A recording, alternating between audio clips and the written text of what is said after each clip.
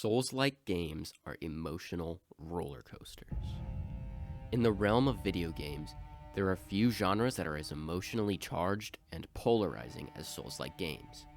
In a world where every corner and crevice holds peril and anguish, and every victory feels like a hard-fought battle, emotions within this game are all over the place. But what are Souls-like games in the first place?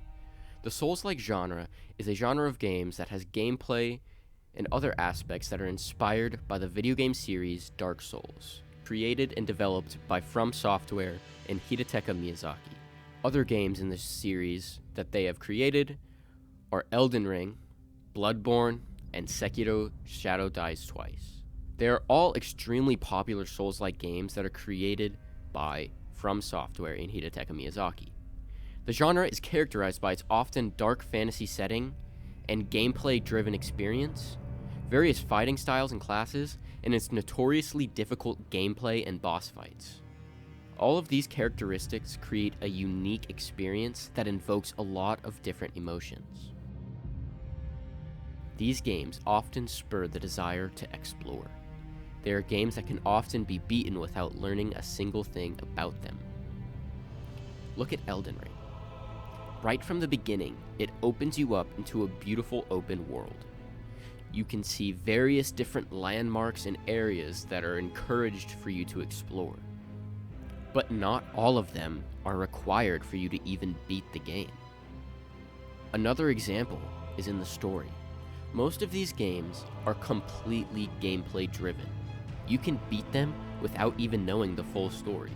But the game encourages curiosity by placing a lot of important parts of the story under the surface of the game. The items within the games will have descriptions telling small little story parts to help you piece them together. There are even YouTube channels that are dedicated to breaking down and searching for every little story detail, just so they can try to piece together the full story of the game. As I mentioned earlier, Souls-like games are notorious for being extremely difficult, with no options to make them easier.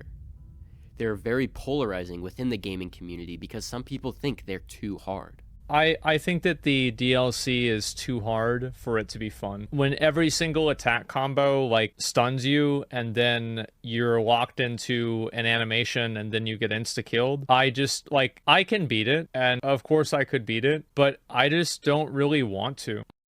This difficulty often induces the feeling of frustration and anger. The bosses are so punishing and hard to beat that some fights take hours or even days to beat for some people. On the other side of the spectrum, the difficulty will also lead to elevated feelings of elation and triumph. When you finally beat that one boss that you've been fighting for the longest time, there's no better feeling. Your brain gets rushed with both adrenaline and dopamine as you become overjoyed with this feeling of accomplishment after completing such a grueling boss fight. Because the setting is often some variation of dark fantasy, there is often very creepy and very scary parts of these games. The feeling of exploring a new legacy dungeon and not knowing if you'll get jump scared if you enter a door is a fearful experience. But the character design in the games is also very frightening and jarring, often grotesque to invoke a feeling of unease.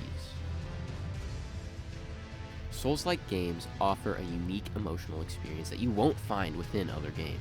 The combination of desire, anger, elation, and fear is a very unique combination to this genre alone.